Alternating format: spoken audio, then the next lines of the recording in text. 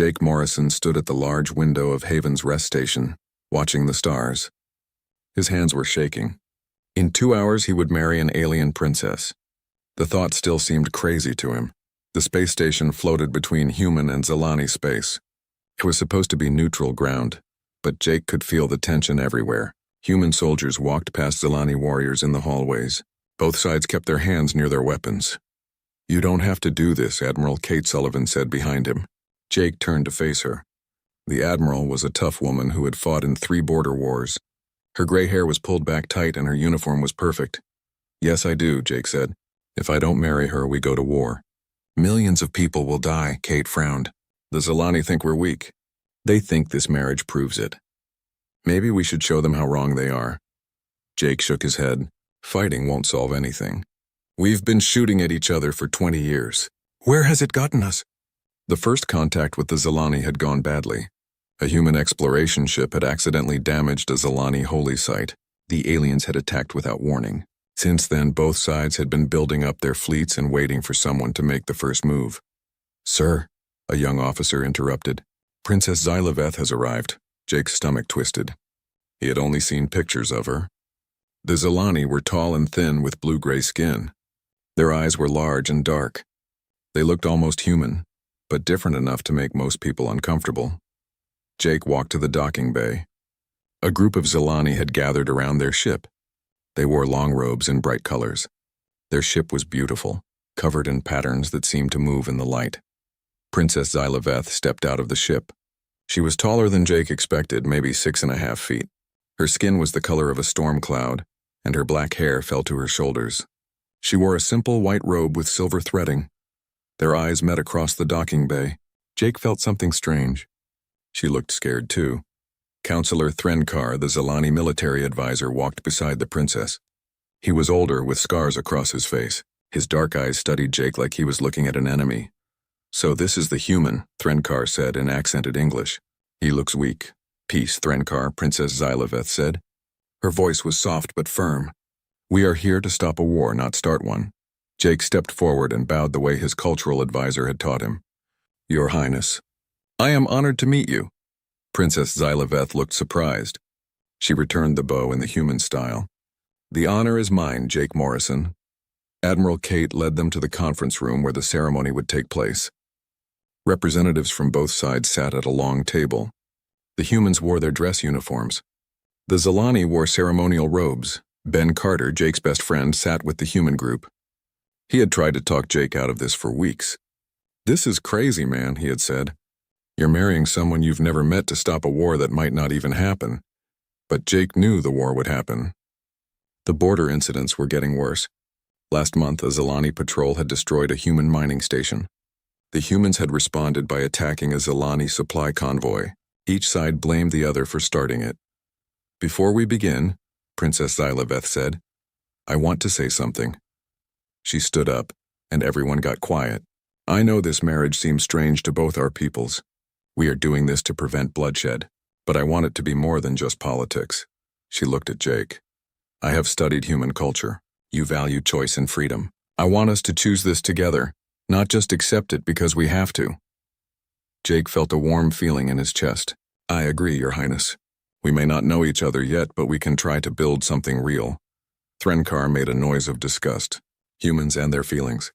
This is about survival, not love." "Maybe those things don't have to be separate," Jake said quietly. The ceremony was a mix of both cultures. Jake spoke vows in broken Zilani that he had learned in just 3 days. Princess Xylaveth promised to honor human customs in perfect English. When they joined hands, her skin felt warm and surprisingly soft. After they exchanged rings, there was a feast. Jake tried Zilani food for the first time. Some of it was delicious, some made him want to throw up. Princess Xylaveth laughed when she saw his face after tasting something that looked like purple jelly. "It's an acquired taste," she said. "Even some Zilani don't like it. What is it?" Jake asked. "Fermented sea plants from our homeworld. It's supposed to bring good luck." Jake took another bite and tried not to make a face. "Well, we need all the luck we can get." As the evening went on, Jake noticed something strange. Every time someone explained human technology or customs to the Zilani, they seemed surprised. It was like they expected humans to be more primitive. During a break in the celebrations, Princess Xylaveth pulled Jake aside. "Can I ask you something?" "Of course, and why did you volunteer for this?" "You could have said no." Jake thought for a moment. "Because someone had to, and maybe because I think we're more alike than different." Princess Xylaveth studied his face. "You learned basic Zilani in 3 days. Our intelligence said humans were slow learners." "Your intelligence was wrong about a lot of things," Jake said. Something changed in her expression. "What do you mean?" "I mean, maybe both our peoples have been lying to each other. Maybe we're both stronger than we pretend to be." Princess Xylaveth was quiet for a long time. Then she smiled. It was the first real smile Jake had seen from her all day. "This marriage might be more interesting than I thought," she said. As the celebration ended, Jake realized that marrying an alien princess might be the least crazy thing he would do in the coming months. Something big was about to happen. He could feel it in the way the Zilani watched the humans, and in the way Princess Xylaveth looked at him like she was trying to solve a puzzle. The war they were trying to prevent might be nothing compared to what was coming. 3 weeks after the wedding, Jake stood in the main computer center of Nethys Prime, the Zilani capital world. Rows of blue lights blinked in patterns he was starting to understand. The Zilani engineers watched him with confusion and worry. "That should not be possible," Engineer Veth Loran said for the 3rd time that morning. "You've been here only 2 weeks. It takes our students years to understand these systems." Jake's fingers moved across the light panels. The Zilani didn't use keyboards or screens like humans. Their computers responded to touch and thought patterns. Jake had figured out how to use them faster than anyone expected. "Maybe human and Zilani brains work more alike than you thought," Jake said, solving another complex equation in minutes instead of hours. Princess Xylaveth watched from the corner of the room. She had been quiet since they arrived on her home world. Jake could tell something was bothering her. Later that evening, they sat in the palace gardens. Strange alien flowers glowed softly in the dark. The 2 moons of Nethys Prime cast silver light on everything. "You're upset about something," Jake said. Xylaveth picked at the grass beside her. "Before you came here, I studied human culture with Amy Walsh, your cultural advisor. She told me humans value individual choice above everything else. That's true. But you chose to marry me for the good of both our peoples. You put the group before yourself." "That's very Zilani of you." Jake thought about this. "Maybe the difference between our peoples isn't as big as everyone thinks." "That's what worries me," Xylaveth said. "If we're so similar, why have we been fighting for 20 years? The next day, they traveled to Earth's diplomatic colony on New Geneva. Jake wanted to show Xylaveth human culture, just like she had shown him hers. Ben Carter met them at the spaceport. He had known Jake since college and wasn't trying to hide his concerns about the marriage. "You look different," Ben said as they walked through the busy human settlement. "How?" More confident. "Like you've figured something out." Amy Walsh joined them for dinner. She was a small woman with red hair who specialized in alien cultures. She had been helping Xylaveth understand human customs. "Princess," Amy said, "you seem troubled. Is everything all right?" Xylaveth put down her fork. Human food was still strange to her, but she was learning to like it. "Can I ask you something?" "When we first studied humans, our intelligence report said you were a young species, not very advanced. But everything I've seen here suggests otherwise." Amy and Ben exchanged looks. "What kind of things?" Amy asked carefully. "Jake learned our computer systems in days, not years. Your technology is different from ours, but not simpler. And your people adapt to new situations faster than we expected." Jake felt a strange tension in the room. "Amy, what did you tell the Zilani about us during the peace talks?" Amy looked uncomfortable. "We emphasized our diplomatic nature, our desire for peace." "What didn't you tell them?" Ben answered instead. "Jake, you know the rules. First contact protocols exist for a reason." "What rules?" Xylaveth asked. Jake stared at his best friend. "Ben, what aren't you telling me?" That night, Jake couldn't sleep. He found Xylaveth on the balcony of their guest quarters looking up at Earth's moon. "My grandmother asked to speak with me," she said without turning around. "Elder Zeth Miran? What did she say?" "She told me something interesting." "She was part of the first Zilani expedition that made contact with humans 20 years ago." Jake moved to stand beside her. "I thought that contact went badly because of an accident. That's what both our governments told everyone. But my grandmother says it was more complicated. Xylaveth finally looked at him. She says the human ship that damaged our holy site shouldn't have been able to escape our attack fleet. But it did. Maybe they got lucky. Maybe. Or maybe humans are much better at fighting than they pretend to be. Jake felt cold despite the warm night air. What are you saying? I'm saying both our peoples have been lying during these peace talks. We told you we were stronger than we really are. And you told us you were weaker than you really are. The next morning, Jake confronted Amy Walsh. I want to know what really happened during first contact. Amy sighed. Jake, you're a diplomat, not military. There are things you don't need to know. I need to know now. My wife thinks we've been lying to her people. We have been lying to them, Ben said quietly. Amy shot him an angry look, but he continued. Jake, you were chosen for this mission for more than just your diplomatic skills. What do you mean? Amy pulled out a secure tablet and showed Jake a file. His own face looked back at him, but the information was classified far above his security level. You have an unusual psychological profile, Amy said. High adaptability, extreme problem-solving skills, and something our tests call impossible persistence. That doesn't mean anything. It means you don't give up even when logic says you should. It means you find solutions that shouldn't exist. And it means you were the perfect choice to marry a Zalani princess because you would find a way to make it work. Jake felt angry. So this whole marriage was planned? You manipulated both of us? Not manipulated, Ben said. But we hoped you would do exactly what you're doing. Learning their technology, understanding their culture, becoming a bridge between our peoples. That evening, Jake told Xylaveth everything. She listened without interrupting, so we were both chosen for political reasons, she said when he finished. It looks that way. But that doesn't change how I feel. About you, she said quietly. Jake looked at her in surprise. How do you feel about me? Like I want this marriage to be real. Not just politics, she took his hand. Do you feel the same way? Jake squeezed her hand. Yes. But I also feel like both our governments are hiding bigger secrets. My grandmother wants to meet with you tomorrow. Alone. Why? Because she thinks a war is coming whether we want it or not. And she thinks humans are the key to surviving it.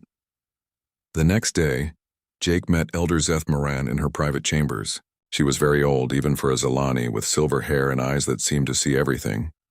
Sit, young human, she said in perfect English. We have much to discuss. Xylaveth says you know secrets about first contact. I know many secrets. But the most important one is this.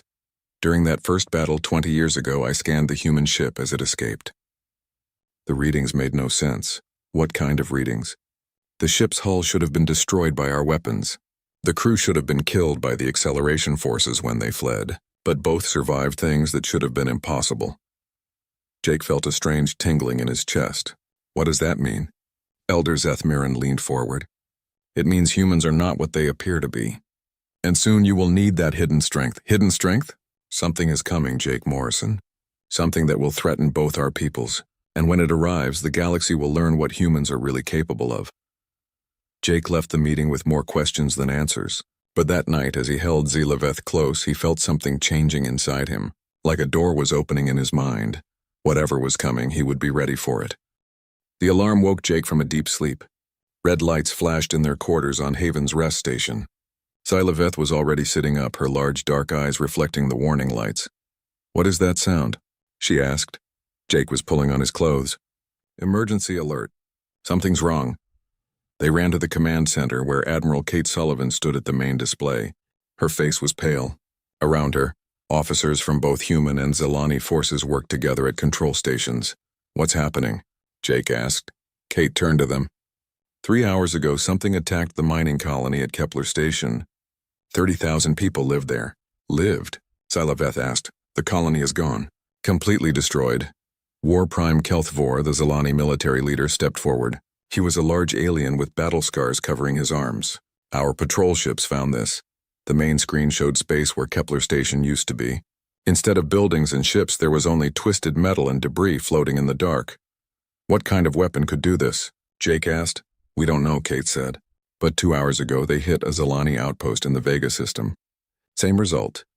Dr. Claire Norton, a human scientist with short blonde hair, pulled up another display. We've been studying the attack patterns.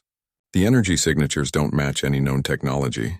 Jake studied the data. Something about the patterns looked familiar, but he couldn't place it. Have we tried to contact whoever did this?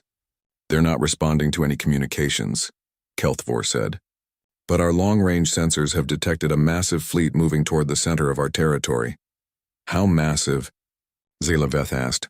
Over 1,000 ships, each one larger than our biggest warships. The room went quiet. Even combined, the human and Zalani fleets only had about 800 ships total. Kate activated another display. We've managed to get some images. The screen showed dark ships that seemed to absorb light. They had strange curves and angles that hurt to look at for too long. Jake felt a chill run down his spine.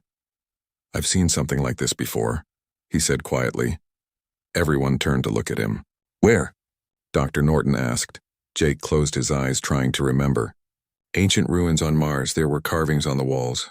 Ships that looked like these. That's impossible, Kate said. Those ruins are over 50,000 years old. Maybe it's not impossible, Zalaveth said. Maybe whoever built those ships is back. Over the next 6 hours, more reports came in. The mysterious fleet was destroying everything in its path. They weren't trying to capture territory or resources. They were simply wiping out all life they found. A communication finally came through. The main screen flickered and a figure appeared. It looked almost human, but its skin was gray and its eyes were completely black. When it spoke, its voice sounded like many people talking at once. We are the Vorthon Collective. We have returned to reclaim what was taken from us. All organic life in this sector will be cleansed. Resistance is futile. The transmission ended. Vorthon, Jake whispered. I've heard that name before. Dr. Norton was already pulling up files. There are references to the Vorthon in some of the oldest human archaeological sites. They were described as ancient enemies who disappeared mysteriously. Well, they're back, Kelthvor said grimly, and our fleets can't stop them. Admiral Kate called for an emergency meeting. Representatives from both governments argued for hours about what to do. Some wanted to evacuate as many people as possible. Others wanted to make a last stand. We need more information, Jake said during a break in the discussions. Someone has to get close to their ships and figure out how they work. That's suicide, Ben Carter said. You saw what they did to Kepler Station. Not if we're smart about it. Zalaveth grabbed Jake's arm. You're thinking of volunteering, aren't you? Jake looked around the room at the worried faces. I'm the only one here who studied the ancient ruins. If there's a connection, I might be able to figure it out. Absolutely not, Kate said. You're too important to risk. I'm a diplomat who married an alien princess to stop a war. Now there's a bigger war coming and diplomacy won't stop it. That night, Jake couldn't sleep. He stood at the observation deck watching the stars.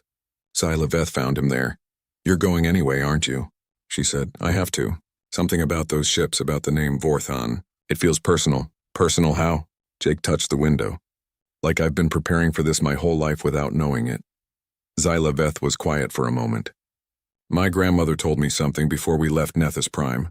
She said humans have a saying, still waters run deep. What does that mean? It means the quiet ones are often the most dangerous. The next morning, Jake presented his plan to the military leaders. He would take a small stealth ship and get close enough to scan one of the Vorthon vessels. The mission was dangerous, but it was their only chance to learn something useful. I'll go with him, Zalaveth announced. Absolutely not, Kelthvor said. You're the princess, and he's my husband. We go together or not at all. After more arguing, they agreed to let both of them go. Dr. Norton would monitor their mission from the command ship. They launched 6 hours later in a small human scout ship. Jake piloted while Zalaveth operated the sensors. The Vorthon fleet was 3 days away at maximum speed. Are you scared? Zalaveth asked as they flew through hyperspace. Terrified, Jake admitted, but also excited. Excited? Like I'm about to find out something important about myself. They dropped out of hyperspace at the edge of the Omega sector. The Vorthon fleet was spread across space like a dark cloud. Each ship was massive, easily 5 times larger than the biggest human or Zalani warships. Sensors are picking up energy readings unlike anything we've seen, Zalaveth reported. Jake studied the displays. But the patterns are familiar, like the carvings on Mars but more complex. They moved closer, staying hidden behind asteroid fields. Jake felt a strange sensation growing in his chest, like something was waking up inside him. Suddenly, alarms started blaring. A Vorthan ship had detected them and was moving to intercept. "We need to run," Xylaveth said. But Jake wasn't moving. He was staring at the approaching ship with an expression she'd never seen before. "Jake, I know this ship," he said quietly. "I don't know how, but I recognize it." The Vorthan ship fired. Energy beams that should have destroyed their small scout ship struck their shields. Jake felt the impact in his bones, but somehow, impossibly, their shields held. "That's not possible," Xylaveth said, checking the readings. "Those weapons should have vaporized us." Jake's hands moved across the controls with sudden confidence. Maybe we're harder to kill than they expected. He turned their ship toward the Vorthan vessel instead of away from it. "Trust me." "Jake, what are you doing?" "Something I should have done a long time ago." As they flew directly at the massive alien ship, Jake felt something fundamental change inside him. His vision became sharper. His reflexes became faster. For the first time in his life, he felt like he was becoming who he was always meant to be. "Whatever happens next," he told Xylaveth, "I want you to know I love you." "I love you too," she whispered. "But Jake, you're starting to scare me." "Good," Jake said with a smile that didn't look entirely human anymore. "That means this might actually work." Jake's small scout ship flew straight into the docking bay of the massive Vorthan vessel. He should have been crushed by the impact, but somehow he managed to land perfectly. Xylaveth stared at him in shock. "How did you do that?" she asked. Jake looked at his hands. They weren't shaking anymore. "I don't know. It felt natural." The ship's sensors showed that the Vorthan vessel had atmosphere, but it was poisonous to both humans and Zilani. Jake started putting on his environmental suit, but something made him stop. "I don't think I need this," he said. "Jake, the air will kill you." "Maybe it won't." He opened the ship's door without his helmet. Xylaveth screamed his name, but Jake was already breathing the alien air. It burned his lungs for a moment, then his body adapted. The burning sensation faded. "That's impossible," Xylaveth whispered over the radio. She was still in her suit, watching him through the ship's cameras. Jake felt different. Stronger. His senses were sharper than they had ever been. He could hear sounds from all over the massive ship.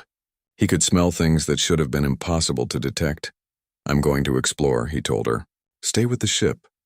I'm coming with you." "No. Something's happening to me, and I don't know if it's safe." Jake walked through the dark corridors of the Vorthan ship. The walls were covered in symbols that hurt to look at, but somehow he could read them. They told the story of an ancient civilization that had tried to create perfect warriors.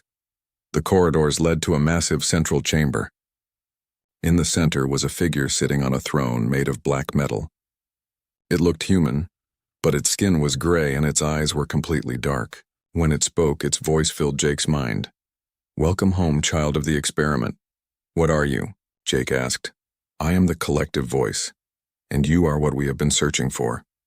Images flooded Jake's mind. He saw Earth 50,000 years ago, Vorthan ships landing and taking primitive humans, experiments that changed their DNA, the creation of super soldiers who could survive anything. "You made us," Jake said. "We improved you. But your ancestors rebelled. They escaped back to their world and hid what they had become. We have been sleeping, waiting for them to evolve enough to be useful again." Jake felt anger building inside him. "You enslaved my people. We elevated them. And now we need them again. The galaxy has become infected with weak organic life. We will cleanse it and rebuild with our perfect warriors." "I won't help you destroy innocent people," the collective voice laughed. "You have no choice. The awakening has begun. Soon you will lose your human consciousness and become what you were meant to be." Jake felt something fighting in his mind. Part of him wanted to kneel before this creature. But a stronger part, the part that loved Xylaveth and cared about both their peoples, fought back. "You're wrong," Jake said. "Humans aren't just your experiments anymore. We've become something you didn't plan for. And what is that? Free." Jake launched himself at the collective voice. He moved faster than should have been possible, but the creature was ready for him. They fought across the chamber, and Jake realized he was stronger than any human had a right to be. He could lift metal beams that should have been too heavy. He could survive impacts that should have broken his bones. But the collective voice was stronger. "You cannot resist your programming," it said as it held Jake against the wall. "You were made to serve us." "Maybe," Jake gasped. "But I was also made by two people who loved each other. And I choose love over programming." Meanwhile, on the command ship, Xylaveth watched the battle through the ship's sensors. She could see Jake fighting something in the central chamber, but she couldn't see what. "Admiral Sullivan," she called over the radio. "Jake needs help." "We can't get close enough," Kate's voice came back. "That ship's weapons will destroy anything we send." Lieutenant Sam Torres, a young human soldier, was monitoring Jake's life signs. "Something's wrong with his readings. His heart rate is through the roof, but his other vitals are stronger than I've ever seen." Tech Sage Nira Helm, a Zalani engineer, studied the data. "This is not possible. Humans cannot survive this level of stress." "Maybe Jake isn't just human anymore," Xylaveth said quietly. Back on the Vorthan ship, Jake was losing the fight. The collective voice was forcing something into his mind, trying to overwrite his human thoughts with Vorthon programming. "Stop fighting," it said. "Accept what you are." Jake felt his human memories starting to fade. His love for Xylaveth, his friendship with Ben, his desire to protect innocent people, all of it was being pushed out by cold, mechanical thoughts about conquest and destruction. But then he heard Xylaveth's voice over his radio. "Jake, I know you can hear me. Remember what you told me on our wedding day? You said we could choose this together. I'm choosing to fight for you. Don't let them take you away from me." Her voice cut through the Vorthon programming like a knife. Jake remembered who he was. Not just a genetic experiment, but a man who had chosen love over duty, peace over war, hope over fear. "You're right," he told the collective voice. "I am what you made me, but I'm also what I chose to become." Jake grabbed the creature's arms and started to squeeze. His enhanced strength, combined with his human will, was more powerful than the Vorthon had expected. "Impossible," the collective voice said. "The programming cannot be overcome." "You forgot something when you designed us," Jake said. "Humans don't just survive. We adapt, we change. We become more than what we started as." He threw the collective voice across the chamber. It hit the wall and slumped to the floor, its dark eyes flickering. "How?" it whispered. "Because you gave us the strength of warriors, but we kept the hearts of humans." Jake ran to the ship's control center. The Vorthon systems were similar to the ancient technology he had studied, but more advanced. His enhanced mind could understand them now. He began entering commands. "What are you doing?" the dying collective voice asked. "Sending a message to your fleet, telling them that humans are not the weak species they expected, and giving our people a chance to fight back."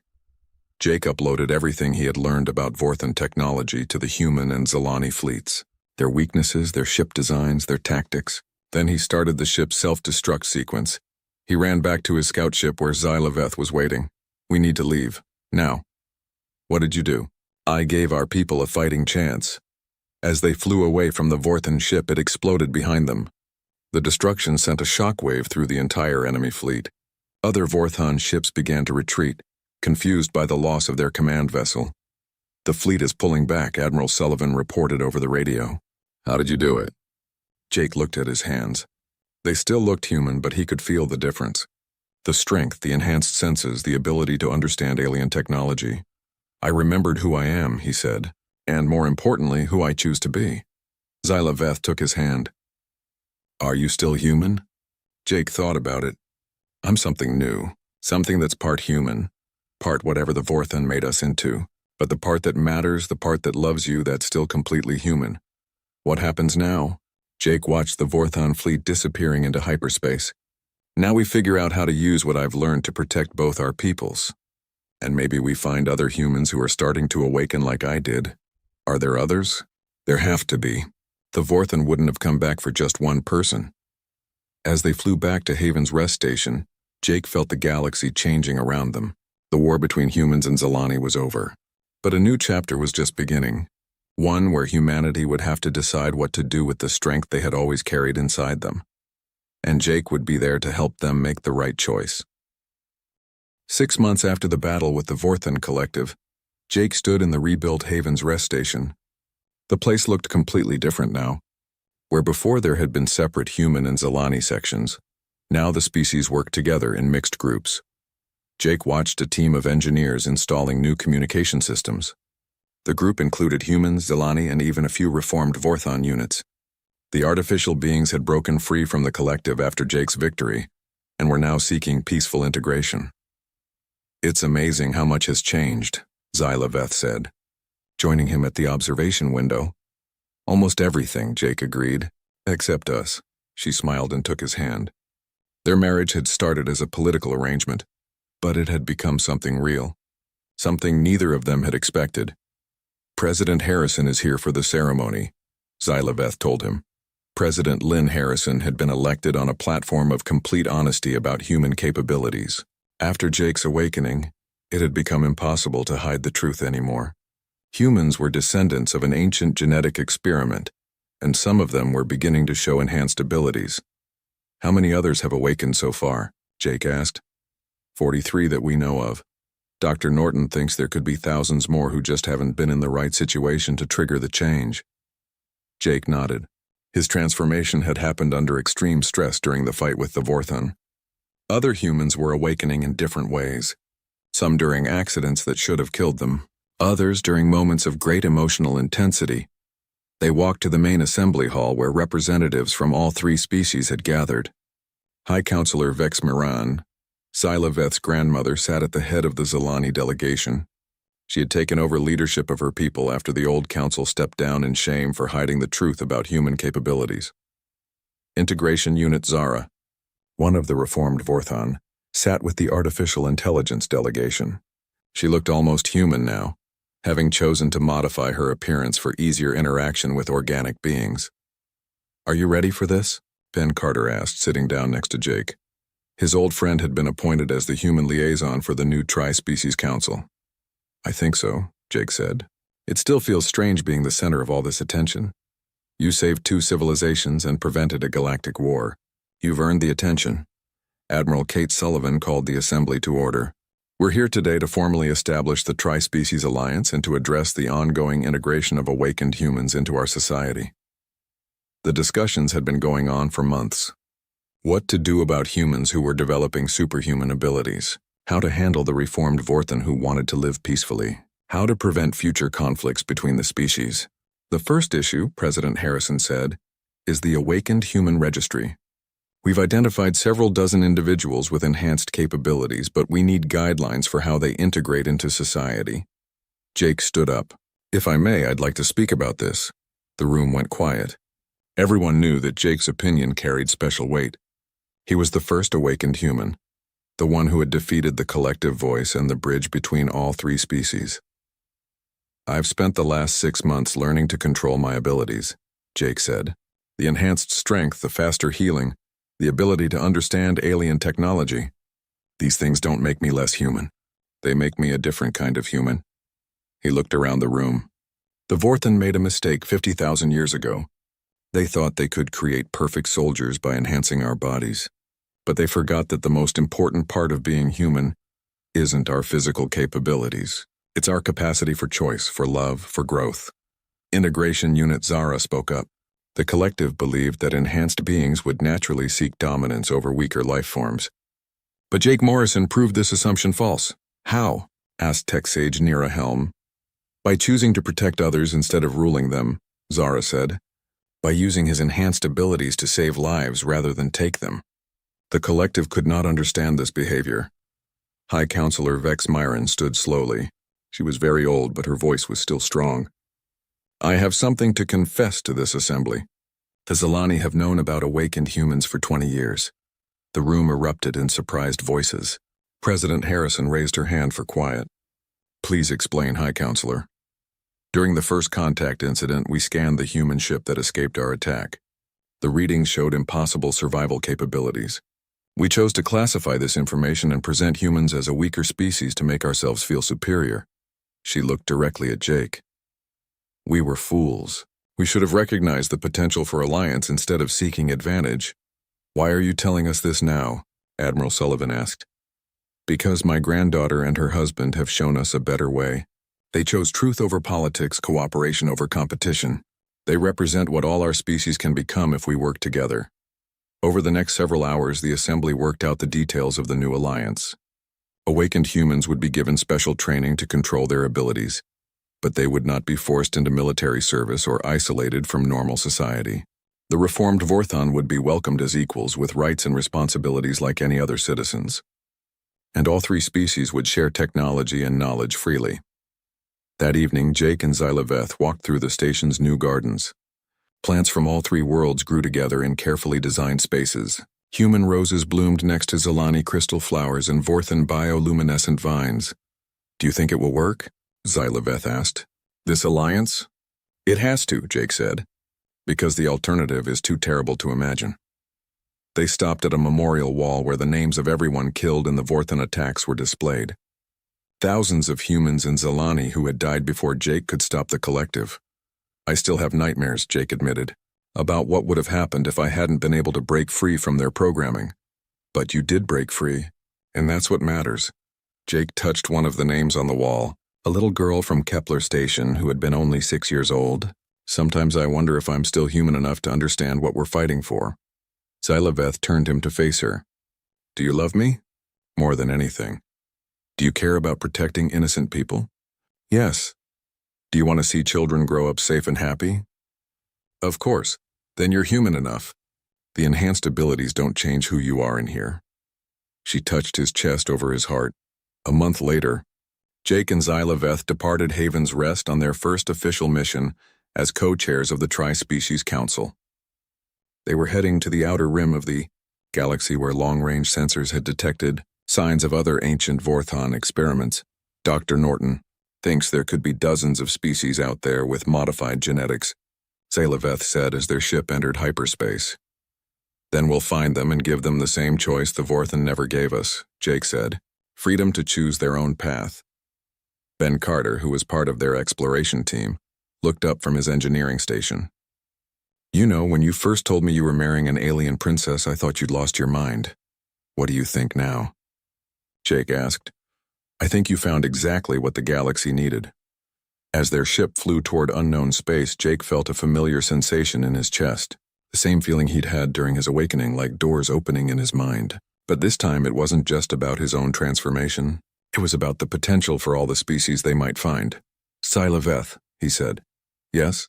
When we find these other species, we're going to tell them something the Vorthan never understood. What's that? Jake smiled as he watched the stars stream past their window. That being strong doesn't mean you have to be alone. That the greatest power isn't the ability to destroy your enemies. It's the ability to turn them into friends. Xylaveth squeezed his hand. And if they don't believe us? Then we'll show them, the same way you and I showed each other. One choice at a time, one act of trust at a time, until they understand that cooperation is stronger than conquest. As their ship disappeared into the vast unknown of space, Jake thought about all the species that might be waiting out there. Some probably thought they were alone in the universe. Others might believe they were destined to rule over weaker beings. But Jake and Xylaveth would teach them a different lesson. That the strongest bonds weren't forged by genetic engineering or military conquest. They were built through understanding, compassion, and the simple decision to see others as equals rather than enemies. The human who had married an alien princess for peace had become something more than either species had imagined possible. Not just a bridge between worlds, but a teacher of a new way forward. A way where strength served love instead of fear, where differences became opportunities instead of obstacles. And in a galaxy full of ancient secrets and hidden powers, perhaps that was the most revolutionary force of all.